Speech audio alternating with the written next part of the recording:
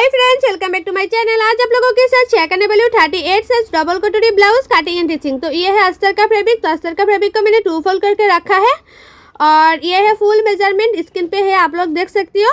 तो मैं पहले कटिंग करूँगी बैक पार्ट। तो बैक पार्ट का लेंथ है 14.5 इंच। आप लोग हाइट के अनुसार लेंथ ले सकते हैं, लेकिन मैंने जो नॉर्मली लेंथ होता है वही लिया है। और शोल्डर है 5.5 इंच। शोल्डर होता है जो बैक नेक होता है, बैक नेक के हिसाब से शोल्डर और आर्म होल होता है। तो ये डीप नेक पे होगा, इसलिए मैंने 5.5 इंच रखा है शोल्डर। और आर्म होल लिया है 6 इंच। और चेस्ट 38 इंच। 38 को 4 से डिवाइड करने से होता है 9.5 इंच। तो मैंने 9.5 इंच में मैंने मार्क कर दिया। और एक्स्ट्रा ले लूँगी 1.5 इंच। आप लोग चाहे तो 2 इंच भी एक्स्ट्रा ले सकते हैं। तो मैंने एक्स्ट्रा नहीं लिया है। और आर्म होल गुलाई के लिए 1.5 इंच ले लिया है। 1.5 इंच लिया है आर्म होल की गुलाई के लिए। और जो आर्म होल होता है उसकी मिडिल से गुलाई का शेप दे दिया है मैंने। और नेक वेट है 2.5 इंच, मतलब नेक का चौड़ाई मैंने 2.5 इंच रखा है।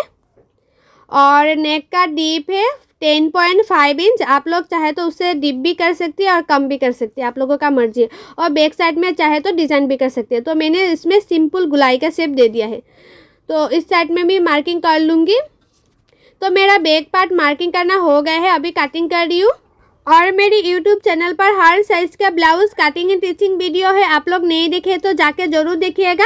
और जो लोग मेरे चैनल को अभी तक सब्सक्राइब नहीं किया है वो लोग प्लीज़ सब्सक्राइब कर दीजिएगा ब्लाउज़ की कटिंग एंड स्टिचिंग सीखने के लिए। सो आप लोग देख सकते हो जो मेरा बैक पार्ट है वो कटिंग करना कंप्लीट हो गया है। तो अभी मैं कटिंग करूँगी फ्रंट पार्ट। तो फ्रंट पार्ट के लिए जो अस्तर का फैब्रिक है वो भी मैं 2 फोल्ड करके रख दूँगी फ्रंट पार्ट के लिए।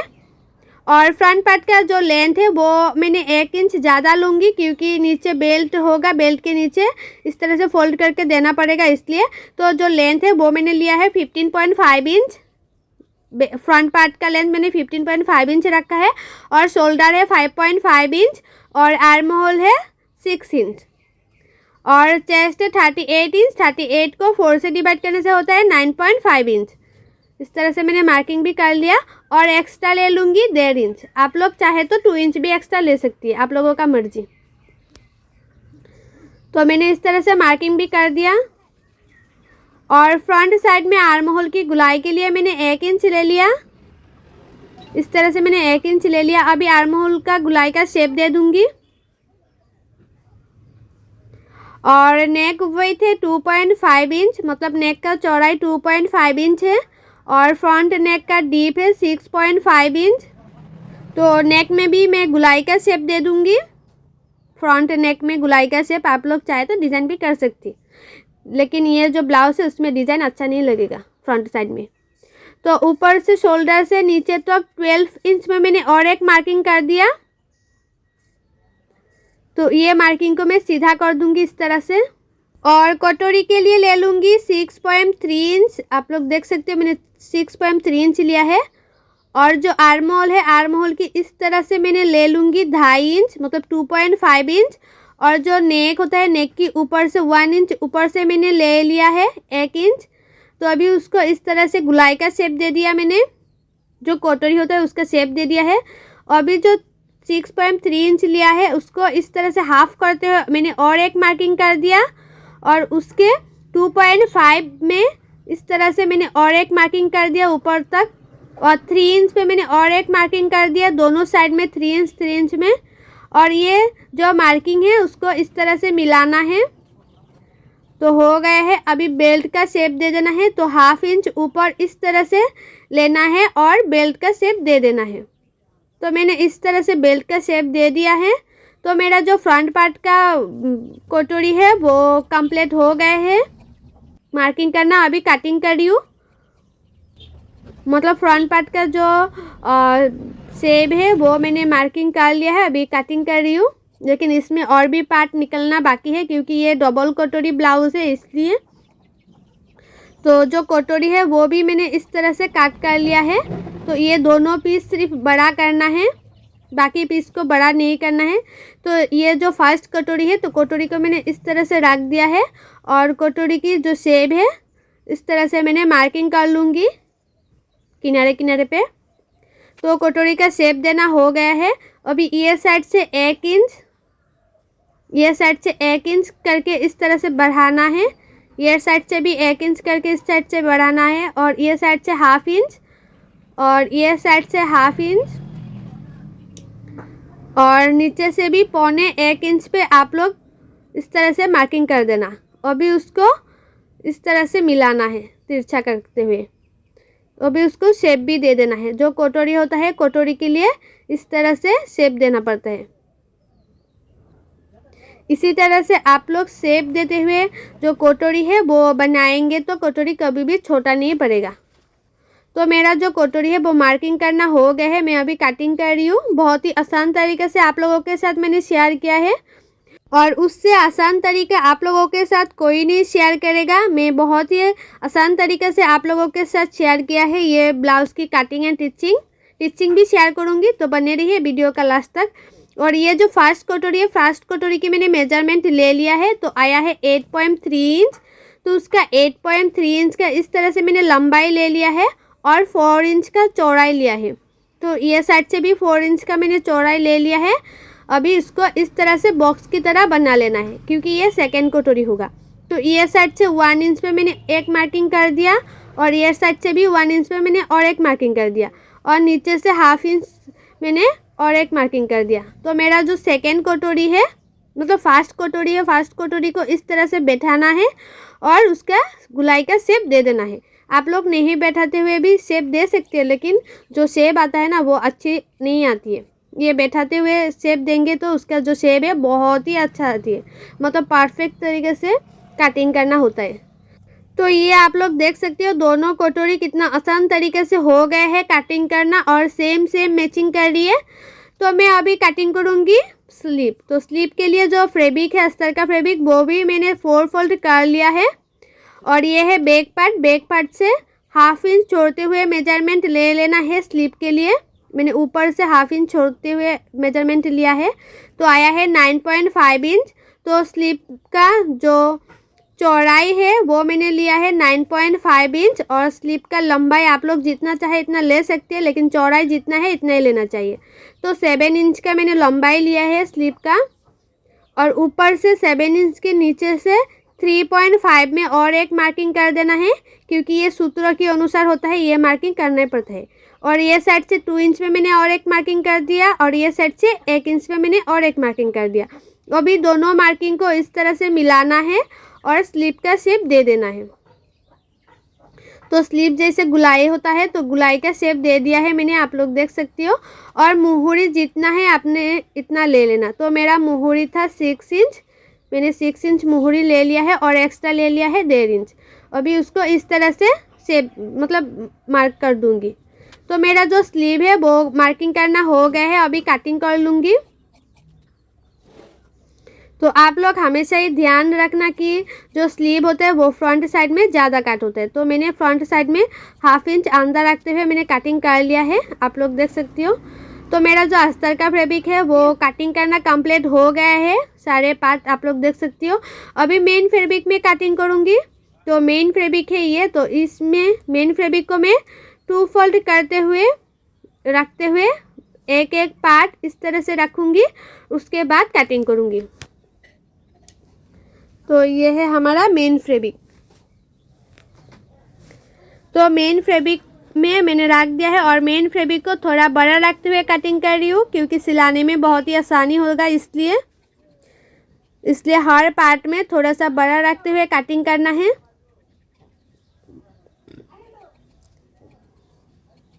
तो मैं एक एक पार्ट इस तरह से कटिंग कर लूँगी।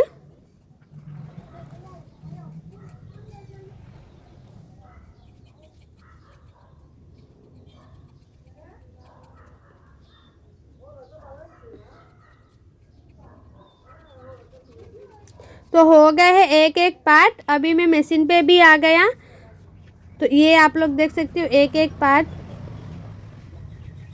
बहुत ही आसान तरीके से आप लोगों के साथ मैंने कटिंग शेयर किया है, अभी टिचिंग भी शेयर करूँगी। तो ये जो अस्तर का फैब्रिक है, मेन फैब्रिक के साथ किनारे किनारे पे सिलाई कर लूँगी। अस्तर का फैब्रिक को मेन फैब्रिक के साथ किनारे किनारे पे मैं सिलाई चारों ओर कर लूँगी। मतलब जो अस्तर का फैब्रिक है उसके किनारे किनारे पे सिलाई करना है। तो मैंने चारों ओर सिलाई कर लूँगी इस तरह से।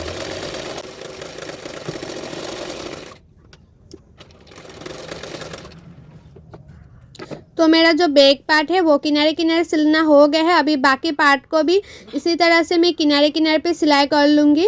लेकिन आप लोग हमेशा सिलाने से पहले जो पार्ट होता है वो चेक करते हुए सिलाना, नहीं तो एक एक पार्ट उल्टा पुल्टा हो जाती है तो ये सिलाई खुल के फिर से सही करना पड़ता है। तो दोनों पार्ट भी मैंने सिलाई कर लिया। आप लोगों के साथ मैंने एक एक पार्ट कैसे सिलाता है और चेक करते हुए सिलाना चाहिए वो आप लोगों के साथ मैं शेयर कर रही हूँ। तो ये भी किनारे किनारे पे मैं सिलाई कर लूँगी। तो एक एक पार्ट ही आप लोगों के साथ मैं शेयर करूँगी। तो उसके किनारे किनारे पे मैंने सिलाई कर लिया। तो दोनों पार्ट हो गया है मेरा। ये पार्ट को भी मैं सिलाई कर लूँगी। इस तरह से दोनों पार्टों को बिछाते हुए आप लोग चेक कर लेना, उसके बाद सिलाना।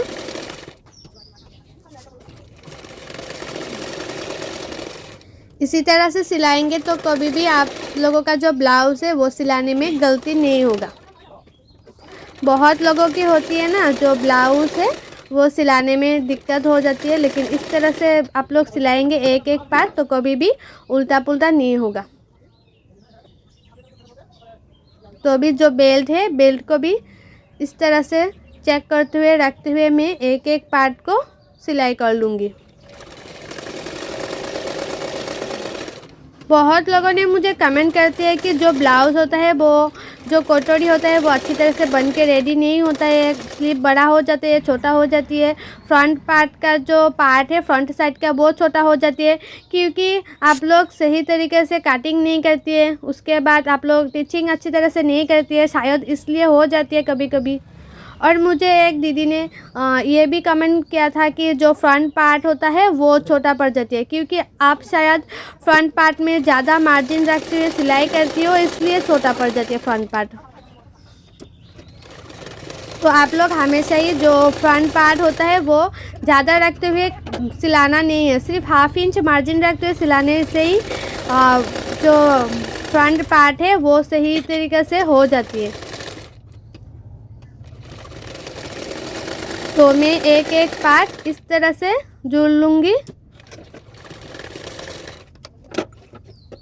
तो मैंने सारे पार्टों को इस तरह से जोड़ लिया है। अभी जो एक्स्ट्रा फैब्रिक है वो एक्स्ट्रा फैब्रिक को मैं काट कर लूँगी।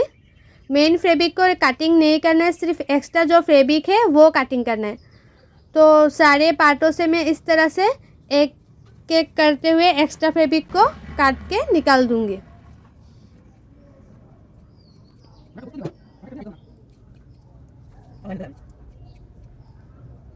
किनारे किनारे पे कटिंग करना है, सिर्फ एक्स्ट्रा फैब्रिक को कट करना है।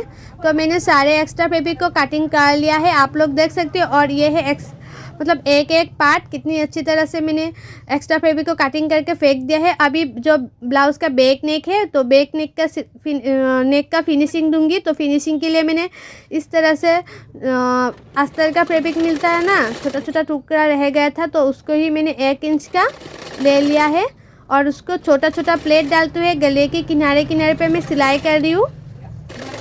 छोटा छोटा प्लेट डालते हुए मैं सिलाई कर रही हूँ ताकि उल्टाने में बहुत ही आसानी होगा इसलिए। और मैंने छोटा छोटा काट भी लगा दिया है। अभी जो अस्तर का फैब्रिक है, एक्स्ट्रा फैब्रिक लगाया है नेक में, उसको इस तरह से फोल्ड करते हुए मैंने एक सिलाई डाल दिया है। अभी पीछे की तरफ फोल्ड करते हैं मैंने और एक सिलाई डाल दूँगी। उसके बाद देखना जो नेक होता है उसका फिनिशिंग कितना अच्छी तरह से आती है। बहुत लोगों की जो नेक होती है उसका फिनिशिंग ही अच्छा नहीं आती है। आप लोग इस तरह से एक्स्ट्रा फैब्रिक लगाएंगे तो जो नेक होता है उसका फिनिशिंग बहुत ही अच्छा आएगा। तो बैक पार्ट में टेकन देने के लिए जो फैब्रिक है उसको इस तरह से फोल्ड कर लेना है साइड में 2 इंच छोड़ते हुए, क्योंकि 2 इंच मैंने एक्स्ट्रा लिया था ना, इसलिए 2 इंच छोड़ते हुए एक छोटा सा काट लगा लेना है, इसमें ही टेकन देना है। तो टेकन का लंबाई आप लोग 4-5 दे सकती है जो बैक नेक होता है नेक के हिसाब से। तो ये ज़्यादा डीप नेक है इसलिए मैंने 4 इंच का टेकन का लंबाई दिया है। तो मेरा टेकन देना हो गया है। अभी नीचे भी इस तरह से एक्स्ट्रा फैब्रिक लगा के फिनिशिंग दे दूंगी। मैं आप लोगों को जैसे दिखा रही हूँ सिलाना वैसे आप लोग सिलाएंगे तो जो ब्लाउज़ होता है उसका फिनिशिंग के साथ फिटिंग होता है, मतलब फिनिशिंग भी बहुत ही अच्छा आती है और उसका फिटिंग भी बहुत ही अच्छा आती है। और ये जो ब्लाउज़ है बहुत दिन टिकता है। मतलब कुछ भी नहीं होता है। बहुत ब्लाउज़ होता है ना, कुछ मतलब ज़्यादा दिन नहीं जाती है, सिलाई टूट जाती है, फूल जाती है, फैब्रिक ख़राब हो जाती है। लेकिन इस तरह से आप लोग सिलाई करेंगे ना, जो आपका ब्लाउज़ है वो बहुत दिन चले जाएगा, कभी भी सिलाई भी नहीं टूटेगा और उसका फिनिशिंग भी बहुत ही अच्छा आएगा और फिटिंग भी बहुत ही अच्छा आएगा। तो मेरा जो बैक पार्ट है वो सिलाना कंप्लीट हो गया। अभी मैं सिलाई करूँगी कोटोरी। तो कोटोरी को भी इस तरह से चेक करते हुए मैंने दोनों पार्ट रख दिया है और दोनों पार्टों को इस तरह से मिलाते हुए किनारे किनारे पे मैंने एक सिलाई कर दूँगी। दोनों पार्टों को मिलाना है और एक सिलाई कर देना है, किनारे किनारे पे सिलाई करना है, मिडिल में नहीं। अभी इसमें भी टेकन देना है, तो दोनों जो जॉइन है जॉइन को मिलाना है और टेकन दे देना है। तो मेरा टेकन देना हो गया है। अभी 1/2 इंच मार्जिन रखते हुए आपको सिलाना है, फिर से सिलाना है 1/2 इंच मार्जिन रखते हुए। आप लोग इस तरह से 2-2 सिलाई करेंगे तो आप लोगों का जो ब्लाउज़ है वो कभी भी सिलाई टूटेगा नहीं। तो मेरा ये जो कोटोरी है वो बन के रेडी हो गए है, बहुत ही खूबसूरत सा आए हैं फिनिशिंग। तो अभी नेक्स्ट कोटोरी भी इसी तरह से सिलाऊंगी, किनारे किनारे पे एक सिलाई डाल दूंगी। तो मैंने एक सिलाई कर लिया है। अभी दोनों जो जॉइन है जॉइन टू जॉइन मिलाना है और टेकन दे देना है। तो टेकन के लिए आप लोग इस तरह से टेकन दे सकती हैं। तो मेरा टेकन देना भी हो गया है। अभी फिर से 1/2 इंच मार्जिन रखते हुए सिलाना है। पहले तो 1/2 इंच मार्जिन रखते हुए नहीं सिलाया, लेकिन अभी 1/2 इंच मार्जिन रखते हुए सिलाना है। उसके बाद आप लोग देखना जो कोटोरी है वो बहुत ही अच्छी आती है। तो दोनों कोटोरी को मैं इसी तरह से सिलाई किया है और उसका देखो जॉइन टू जॉइन मैचिंग कर रही है फ्रंट साइड में। अभी नेक्स्ट पार्ट भी लगाऊंगी। तो इस पार्ट को इस तरह से रखना है और दोनों पार्टों को मिलाना है और किनारे किनारे पे 1/2 इंच मार्जिन रखते हुए सिलाना है।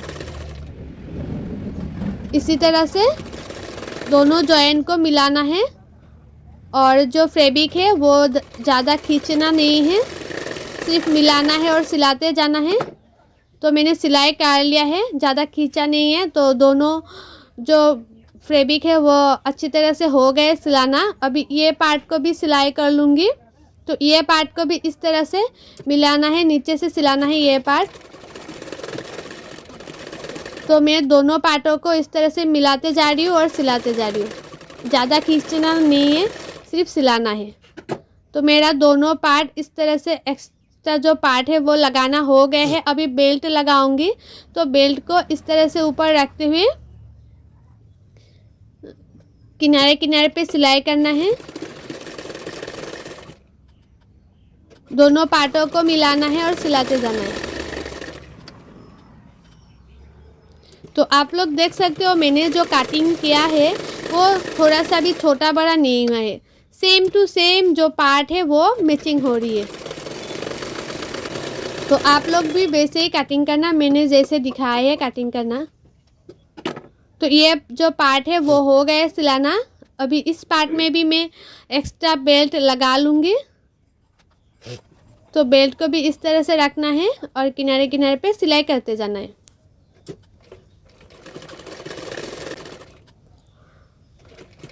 और बहुत लोग बोलती है ना सिलाई अच्छा नहीं होते, क्योंकि ये जो सिलाई है वो एक दिन में तो नहीं हो सकती है। धीरे धीरे करते हुए ना आप लोग सिलाई करेंगे धीरे धीरे तो आ ही जाएगा ब्लाउज़ का फिटिंग फिनिशिंग के साथ।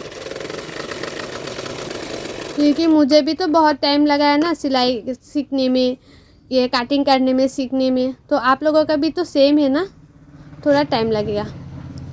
तो ये जो दोनों पार्टों में बेल्ट लगाना हो गए है। अभी जो फ्रंट पार्ट है, फ्रंट पार्ट को बैक पार्ट के ऊपर इस तरह से रखना है और नीचे बेल्ट को इस तरह से फोल्ड कर देना है, क्योंकि बेल्ट का नीचे भी तो फिनिशिंग का सिलाई करना है ना, इसलिए।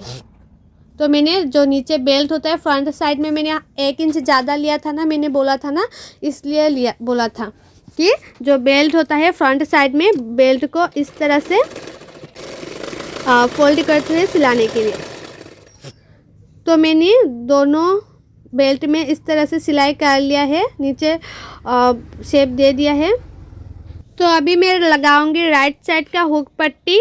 तो ये हुक पट्टी में आप लोग ध्यान देना, जो ये जॉइन है, जॉइन में इस तरह से एक छोटा सा प्लेट डालना है, सिर्फ राइट साइड में।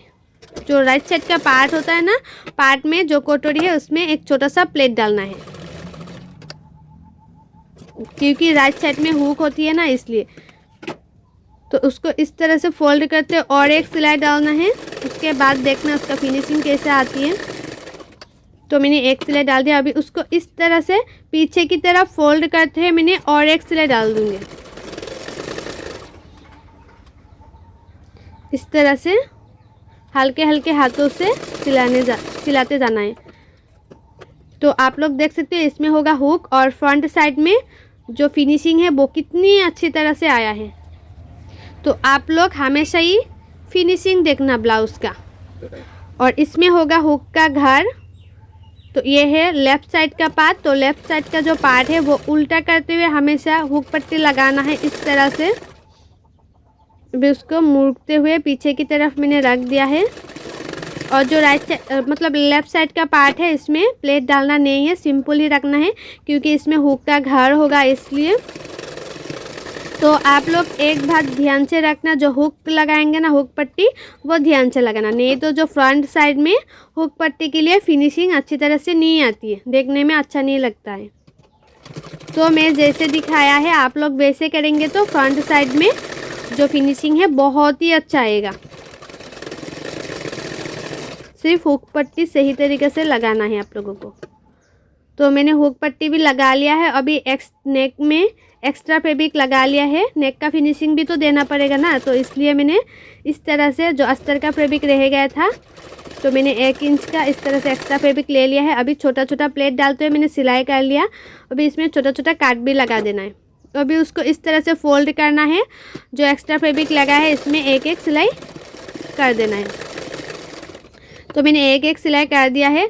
अभी उसको पीछे की तरफ फोल्ड करते हुए और एक सिलाई डालना है। जो नेक में है पीछे की तरफ मैंने फोल्ड करते हुए मैंने एक सिलाई डाल दिया है।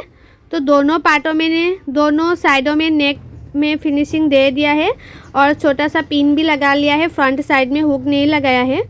और फ्रंट पार्ट के ऊपर बैक पार्ट को इस तरह से रखते हुए मैं शोल्डर सिलाई कर रही हूँ। तो दोनों शोल्डर को मैंने इस तरह से 1/2 इंच मार्जिन रखते हुए सिलाई कर लिया। अभी दोनों पार्टों को इस तरह से मिलाना है और किनारे किनारे पे एक एक सिलाई डाल देना है। और जो एक्स्ट्रा फैब्रिक है बाद में काट कर लूँगी। दोनों फैब्रिक को इस तरह से मिलाते हुए सिलाई करना है। और जो एक्स्ट्रा फैब्रिक रह गया है उसको मैंने काट कर लिया। अभी उसको उल्टा भी कर लिया है। अभी लगाऊंगी स्लीप। तो स्लीप के लिए इस तरह से स्लीप को 2 फोल्ड कर लेना है और मिडिल में छोटा सा काट भी लगा लेना है। और जो शोल्डर होता है शोल्डर की मिडिल से इस तरह से पहले लगाना चाहिए। जो स्लीव है स्लीव की मिडिल से और शोल्डर की मिडिल से स्लीव को लगाना चाहिए। और जो लोग बिगिनर से मतलब न्यू है वो लोग तो हमेशा ही शोल्डर से स्लीव लगाना।